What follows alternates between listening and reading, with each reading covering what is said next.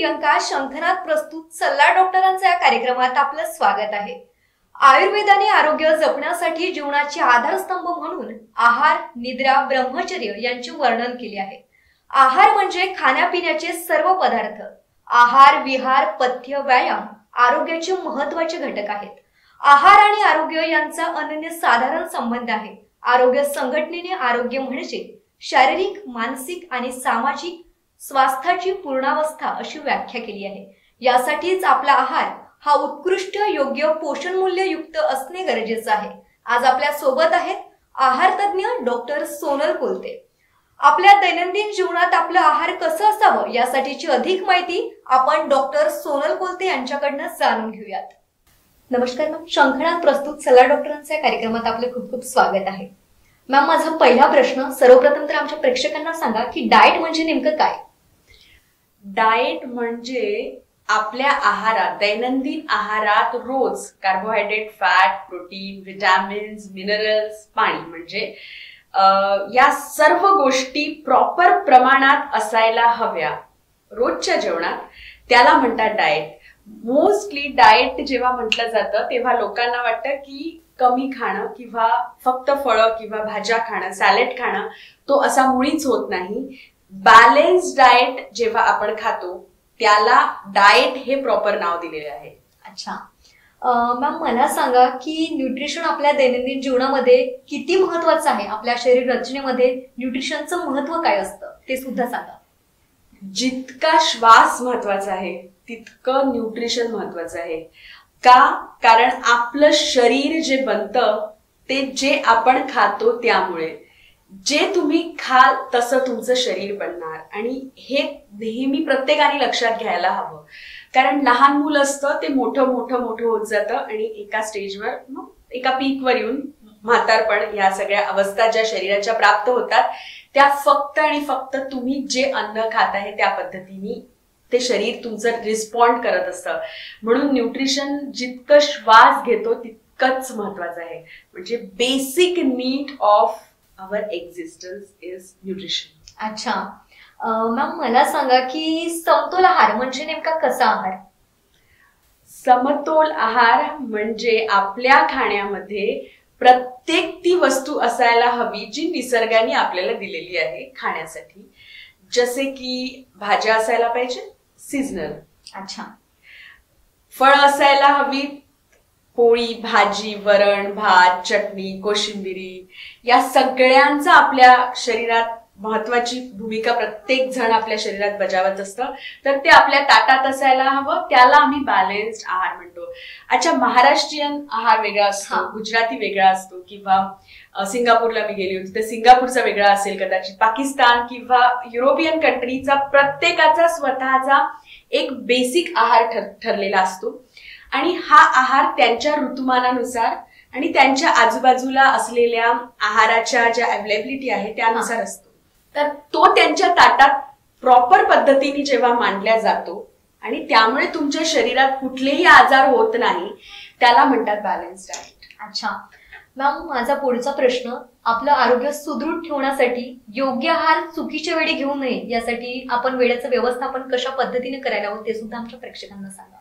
बिलकुल, तुम्हाला स्वस्थ राहायचं असेल, स्वस्थ आणि मस्त, तर एक डिसिप्लिन किंवा आपल्या आयुष्याला काही नियम असणं आवश्यक असतात। जेव्हा आहाराची गोष्ट येते तेव्हा मला असं वाटतं की 3 गोष्टी नेहमी लक्षात ठेवाव्या। किती खावं, काय खावं आणि केव्हा खावं।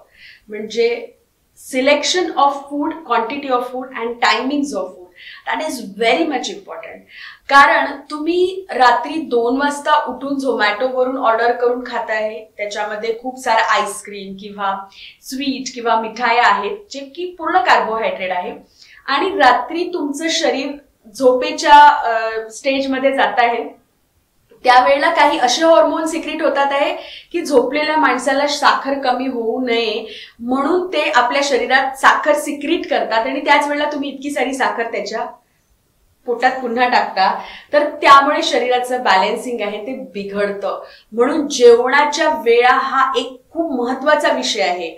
तुम्ही कुठलं पण काम जेव्हा नियमांनी करता तेव्हा ते काम व्यवस्थित होतं। कुठल्या वेळेला काय करायला हवं, कुठल्या वेळेला काय करायला नको, या गोष्टी ठरवणं खूप महत्वाचं असतं. मोस्टली रात्रीच्या जेवणाबद्दल असं म्हटलं जातं की ते संध्याकाळ व्हायच्या आत, म्हणजे 6 ते 7च्या दरम्यान व्हायला हवं. पहिले तसं व्हायचं, पण तेव्हा टीव्ही नव्हते, मोबाईल नव्हते, लोक इतके व्यस्त नव्हते, खूप साऱ्या गोष्टी नव्हत्या आजूबाजूला करायला. 7 वाजेपर्यंत जेवण व्हायचं.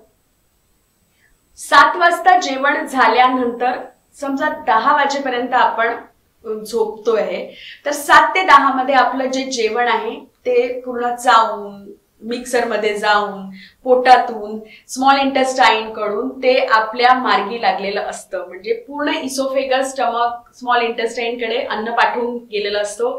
स्मॉल इंटेस्टाईन मधून जे न्यूट्रिएंट एक्स्ट्रॅक्ट व्हायचे असतात ते होऊन जातात आणि त्यानंतर पुढची जी वाट असते बाहेर निघायची अन्नाची, त्याच्याकडे त्याचं प्रस्थान होतं.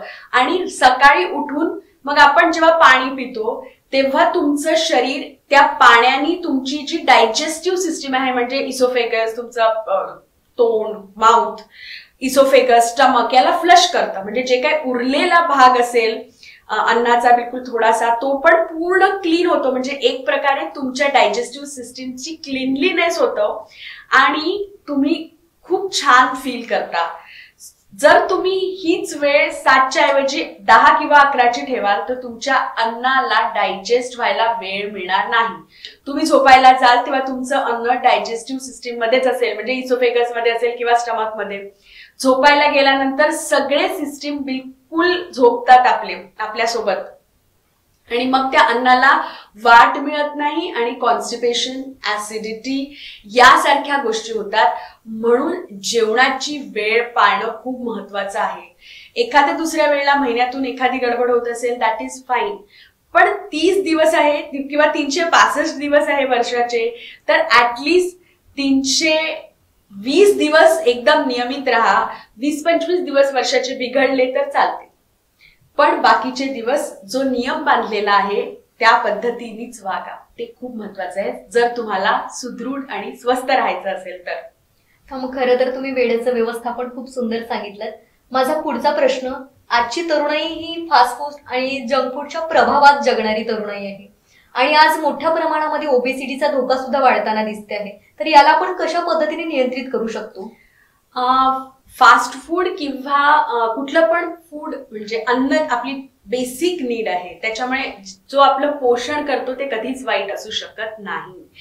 तर जेव्हा बरेचदा हा क्वेश्चन असतो की अरे आम्ही बर्गर खातोय किंवा नूडल्स खातोय, तर ते खराब असतं किंवा खूपच खराब असतं तरी कोणी खाल्लं नसतं.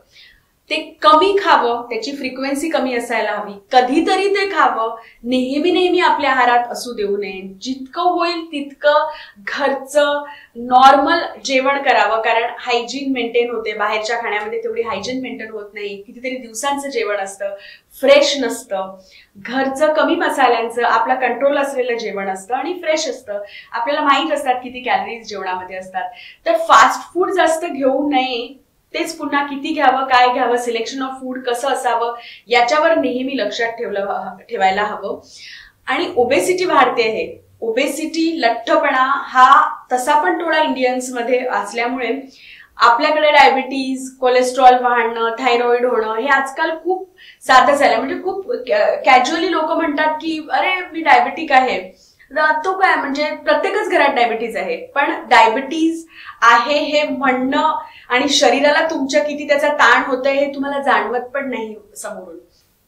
म्हणून लठ्ठपणा असेल, आणि अजून लठ्ठपणाबद्दल एक गोष्ट बोलली जाते की अरे माझ्या घरी सगळेच लठ्ठ आहेत.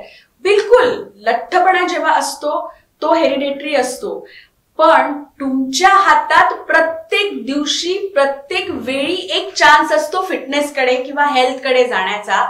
तो तुम्ही का वापरत नाही, हा प्रत्येक प्रश्न मी त्या प्रत्येक बघणाऱ्या ऑडियन्सला विचारेल, बघणाऱ्या व्ह्यूअरला विचारेल की जेव्हा तुमच्याजवळ प्रत्येक वेळा चान्स असतो, अपॉर्च्युनिटी असते, तुम्ही ती अपॉर्च्युनिटी डेव्हलप करू शकता, तेव्हा लठ्ठपणा घालवण्याचा किंवा फिटनेसकडे किंवा हेल्थकडे जाण्याचा चान्स तुम्ही का आपल्या हातात घेत नाही? त्याला कुठल्याच वयाचं बंधन नाही. तो 5 वर्षाचा मुलगा असो किंवा 70 वर्षाचा म्हातारा असो, त्यानं ठरवलं की मला फिट व्हायचं आहे, तर ज्या दिवशी वाटतंय की मला फिट व्हायचंय त्या दिवशी सुरुवात करावी. लवकर सुरुवात केली तर बिलकुल छान, कारण की ते इतकं वजन घेऊन फिरणं आणि इतक्या मेडिसिनचा खर्च, लाईफ जीवन जगण्याचा जो आनंद आहे तो लठ्ठपणामुळे आपण घालवतो. मग का विचार करत नाही की आपण सुरुवात करायला हवी, आणि सुरुवात केली तर त्याला काही वर्ष, काही महिने चालू ठेवून आपण फिटनेसकडे जायला हवं. जसं की म्युच्युअल फंड मध्ये आपण इन्व्हेस्ट करतो किंवा ट्रेडिंग मध्ये करतो, तर जेव्हा लॉंग टर्मचे तुम्हाला चांगले इफेक्ट मिळत असतील तर थोडा पेशन्स ठेवून हेल्थकडे जाण्याचा प्रयत्न केला पाहिजे. कारण की अल्टिमेटली हे सगळं थांबेल कुठे? हॉस्पिटलमध्ये. आणि मग हॉस्पिटल्सचे बिल, तो स्ट्रेस वेगळा, तुमचे फॅमिली मेंबर त्याच्यात सफर होते. तर त्यापेक्षा बेस्ट की तुमच्या हातात गोष्टी जोपर्यंत आहे तोपर्यंत त्याला व्यवस्थित करणं शिका. म्हणजे याच्यासाठी सातत्य असणं गरजेचं आहे. बिलकुल. मॅम मला सांगा की आजारांमुळे वजन कमी होतं का, आणि असे कोणते आजार आहेत ते सुद्धा आमच्या प्रेक्षकांना सांगा. आजारामुळे बिलकुल वजन कमी होतं, पण वजन कमी करणं हा मुद्दा ठिकाणी खूप वेळा या मुद्द्यावर बोलल्या जातं. वजन कमी करताना आम्ही बघतो की तुमच्या शरीरात किती फॅट आहे, कारण फॅट जो असतो तो प्रॉब्लेम करतो. मेटाबॉलिक सिंड्रोम जसं की डायबिटीज किंवा कोलेस्ट्रॉल किंवा थायरॉइड जेव्हा होतो तेव्हा तुमच्या शरीरात ज्या केमिकल रिॲक्शन्स होतात आहे त्या फॅटमुळे होत नाही. कारण शरीरात इतका फॅट साचला आहे, तुमचे जे ऑर्गन, हार्ट आहे, लिव्हर आहे, किडनी, युट्रस, जितके पण ऑर्गन तुमच्या शरीरात आहे ते ब्रीथ करतात, ते मूव्ह करतात, आणि त्या मूव्हमेंट या फॅटमुळे होत नाही. त्याच्यामुळे तुमचं मेटाबॉलिझम कमी होतं. तर जेव्हा तुम्ही एवढा फॅट अक्युमुलेट करता तर त्या फॅटला कमी करणं आवश्यक आहे. Fat loss is more important than the weight loss. तर जेव्हा काही डिसीज, जसा तुम्ही प्रश्न विचारला, जसे की टायफॉइड, मलेरिया, डेंग्यू किंवा डायबिटीजच्या सुरुवातीच्या काळात वजन कमी होतं, पण फॅट कमी होत नाही, मसल लॉस होतो. मसल लॉस झाल्यामुळे आपल्याला खूप वीकनेस वाटतो, चेहऱ्यावरती दिसतं, इथून तिथपर्यंत चालायला आपल्याला त्रास जातो. तर तसा वेट लॉस आपल्याला नको असतो, आणि मग डॉक्टर ऍडवाइस करतात त्यांना भरपूर खायला द्या. पण मायक्रो ऑर्गॅनिझम तुमच्यावर अटॅक करतो आहे आणि तुमचे मसल्स लॉस होतात आहे. तर जेव्हा पण वजन कमी करायचं असेल, क्वालिफाईड डायटिशियन्स कडे जा, त्या तुम्हाला फॅट लॉस कसं होईल ते शिकवतील. मसल लॉस मुळीच करू नका. तर जितके पण ऍक्यूट डिसीजेस आहे त्याच्यामध्ये वजन कमी होतं, पण that is not healthy weight loss. त्याच्यात मसल लॉस झाल्यामुळे आपण अजून वीक होतो. So fat loss is more important. अच्छा, जसं आपण म्हणतोच की आरोग्यम धन संपदा, पण माझा पुढचा प्रश्न, आहार आणि योग तेवढंच महत्वाचं आहे. तर आहार आणि योग ते तुमच्या शब्दात आमच्या प्रेक्षकांना सांगा. आहार आणि योग ह्या दोन्ही गोष्टी खूप महत्वाच्या आहे, पण मी अजून त्यासमोर जाईल. मला असं वाटतं फिजिकल ऍक्टिव्हिटी किंवा फिजिकल मुव्हमेंट ही खूप महत्वाची असते. कारण बरेचदा जेव्हा आम्ही पेशंट बघतो तेव्हा बेडरिडन पेशंट असतात किंवा व्हीलचेअरवर पेशंट असतात जे बिलकुल हालू सुद्धा शकत नाही, आणि त्यावेळेला त्यांच्याकडनं exercise it is very difficult. मग 80% आहार आणि 20% एक्सरसाइज, योगा किंवा वॉक किंवा जे पण तुम्ही करता त्यामध्ये 20% त्या गोष्टी बघितल्या जातात. पण दोन्ही गोष्टी सोबत जेव्हा चालतात तेव्हा तुमच्या शरीरात जे बदल होतात ते खूप छान असतात. तुमचा एक सुडोल बांधा असतो, तुम्ही छान, मला वाटतं की देवानी सगळ्यात सुंदर देह कुणाला दिला असेल तो मनुष्याला दिलाय. सगळ्यात जास्त जॉईंट्स कुठे असतील, बिलकुल स्मॉल जॉईंट्स पण असतील ते माणसाजवळ आहे. त्याच्यामुळे खूप जास्त ऍक्टिव्हिटी आपण करू शकतो, पण आपण तशा ऍक्टिव्हिटी करत नाही. आणि योग म्हटलं तर भारत देशाला रिप्रेझेंट करतो. So each and every part of the body, मनापासून तनापर्यंत पूर्ण गोष्टींकडे जो लक्ष देतो तो योग. तर बिलकुल करा. योग करणं, प्राणायाम किंवा बरेचदा मेंटल हेल्थ आजकाल चांगली नसते तेव्हा ओंकार करणं किंवा साधना करणं हे खूप आवश्यक आहे आजकालच्या व्यस्त जीवनात. तर योग्य सात्विक आहार आणि योग तुम्हाला भरपूर फायदे करवेल. तर नक्की त्याबद्दल विचार करा. मॅम, खरं तर योग ही आपल्या भारताने संपूर्ण जगाला दिलेली खूप मोठी देण आहे. माझा पुढचा प्रश्न, मॅम, तुम्ही तुमची जे क्लायंट आहेत त्यांचं ट्रीटमेंट कशा पद्धतीने करता आणि तुमचे क्लायंट कुठपर्यंत पोहोचलेले आहेत? आमचे क्लायंट पूर्ण जगात आहे. जगातले जितकेही NRIs आहेत मोस्टली ते आमचे क्लायंट्स आहेत. म्हणजे अमेरिकेकडनं किंवा सिंगापूर, मलेशिया, UAE इकडचे पण क्लायंट आहेत. इव्हन पाकिस्तान मधून पण मला अप्रोच झाला होता, पण थोड्या भीतीपोटी मी ते क्लायंट्स घेतले नाही. ते थोडं अनप्रोफेशनल झालं, त्या गोष्टीला बरीच वर्ष झाली आता. पण बांगलादेश इकडचे पण क्लायंट्स असतात आणि US चे मोस्टली असतात. US, ऑस्ट्रेलिया आणि UAE चे. सो इंडिया पण ऑल ओव्हर इंडिया, काश्मीर पासून हैदराबाद पर्यंत. कारण साऊथचे लोक जी लँग्वेजचा प्रॉब्लेम असतो, तर हैदराबाद पर्यंत आमच्याकडे क्लायंट्स आहेत. तर प्रत्येकाला बघण्याचा दृष्टिकोन असा असतो की त्यांची लाईफस्टाईल कशी आहे, ते कुठल्या पद्धतीचं काम करतात आहे, त्यांच्या आजूबाजूचं ऍटमॉस्फिअर कसं आहे, तिथे कुठल्या प्रकारच्या भाज्या किंवा फळं मिळतात. आणि असे क्लायंट्स बघताना मला पण बऱ्याच गोष्टी शिकायला मिळाल्या की नेचर कसं डिस्ट्रीब्यूट करतं प्रत्येक ठिकाणी. आपल्याकडे जी पत्ताकोबी व्हाईट किंवा ग्रीनिश असते हलकी, काश्मीरमध्ये पिंक कलरची असते. अजून दुसऱ्या देशात ब्रोकोली आहे जी आपल्याकडे फुलकोबी असते. तर एकाच प्रकारच्या वेगवेगळ्या जाती, म्हणजे जसे माणसं बदलतात दिसण्यामध्ये, जसं आपण वेगळं दिसतो. सिंगापूर, चायना, मलेशियाचे लोक थोडे वेगळे दिसतात.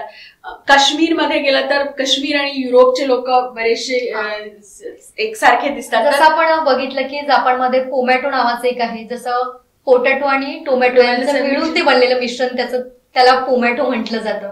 तशा पद्धतीचं त्यांच्याकडे ते उपलब्ध आहे. आणि ते पण म्हणजे जेव्हा जेव्हा मी त्या देशात जाते, माझ्या क्लायंट्सला भेटायला जाते किंवा अशी पण मी भटकंती खूप करत असते, तर त्यावेळेला मी बरेचदा या गोष्टी ऑब्झर्व करते की प्रत्येक देशाचं स्वतःचं कल्चर आहे, फूड कल्चर. प्रत्येक स्टेटचं आपल्याकडे जसं आहे आणि जे ट्रेडिशनल फूड कल्चर आहे ते खूप चांगलं आहे. आता जे ग्लोबलायझेशन झालं आहे आणि सगळे देश आले, जसं चीनचं चायनीज इज समथिंग डिफरंट, जे आपण बिलकुल खाऊ शकत नाही. आपलं देसी चायनीज झालं, कारण आपण त्याला मसाले आणि हे टाकून, ते ऑथेंटिक चायनीज आहेच नाही. म्हणजे चीनी एखादा आला आणि म्हणे की आमचा हे आहेच नाही.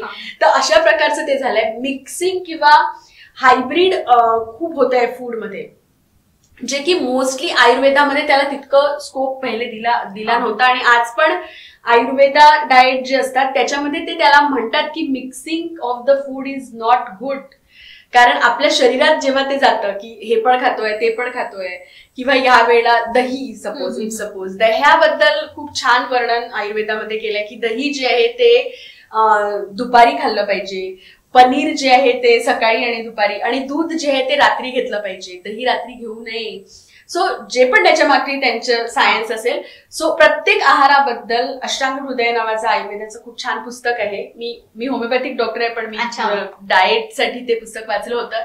त्याच्यात प्रत्येक डाळीबद्दल, भाजीबद्दल एक छान रहस्य त्यांनी उलगडले आहे. तर मी तर क्युरियोसिटी आणि माझी फील्ड असल्यामुळे जितकं मला वाचता येतं ते करण्याचा प्रयत्न करते. पण खूप छान त्याच्यामध्ये ते लिहिलेलं आहे की मसूर डाळ इज मोस्टली यूज फॉर जे चेहऱ्यासाठी स्क्रब म्हणून, किंवा मुगाची डाळ जास्त चांगली असते, तुरीची डाळ थोडी जड असते. तो पूर्ण त्याबद्दल त्याच्यात वर्णन केलेलं आहे. तसंच वेगवेगळ्या देशाचं वेगळं वेगळं छान असतं. आपलं पण छान आहे आणि प्रत्येक स्टेटचं त्यानुसार ट्रेडिशनल फूड जे आहे, आजी आजोबा, नानी, ग्रेट ग्रँडफादर वगैरे जे म्हणू, त्यांनी जे इन्व्हेंट केलंय. जसं इडली, इफ सपोज साऊथ मध्ये इडली असते, आपल्याकडे खिचडी असते. तर idli is a combination of rice and डाळ, आणि त्याच्यासोबत पुन्हा डाळ असते किंवा रसम असतं. तर that is the very good example of high protein diet किंवा फुल मील डाएट. कारण त्याच्यात कार्बोहायड्रेट, फॅट, प्रोटीन व्यवस्थित प्रमाणात टाकलं जातं. म्हणजे ही आपल्या आणि त्याला फर्मंट केलं जातं. तर बी कॉम्प्लेक्स पण त्याच्यात येतात. तर ही खूप छान एक रेसिपी आपल्या पूर्वजांनी आपल्याला दिलेली आहे. त्याच्यानंतर कारण इडली इज टीडियस ना, म्हणजे तांदूळ घ्या, हे घ्या, त्याला फर्मंट करा. Khichdi again is one of the good thing, जी खूप छान पद्धतीने त्याच्यात भाज्या घालून तिला फुल मील करण्यात आलं आणि इझी टू प्रिपेअर. सो आपल्या पूर्वजांनी खूप मेहनत केली आहे या रेसिपीज तयार करायला. सो त्या कॉम्बिनेशन मध्ये त्या पद्धतीने त्याला खाण्याचा प्रयत्न करा.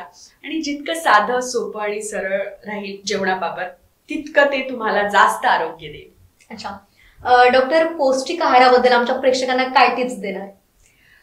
पौष्टिक आहार म्हणजे तुमच्या खाण्यामध्ये प्रत्येक प्रकारचं धान्य, प्रत्येक प्रकारच्या डाळी, प्रत्येक प्रकारच्या भाज्या, फळं या गोष्टी असायला हव्या. प्रत्येक प्रकारचे ड्रायफ्रूट, फ्रुट्स हे असायला हवं.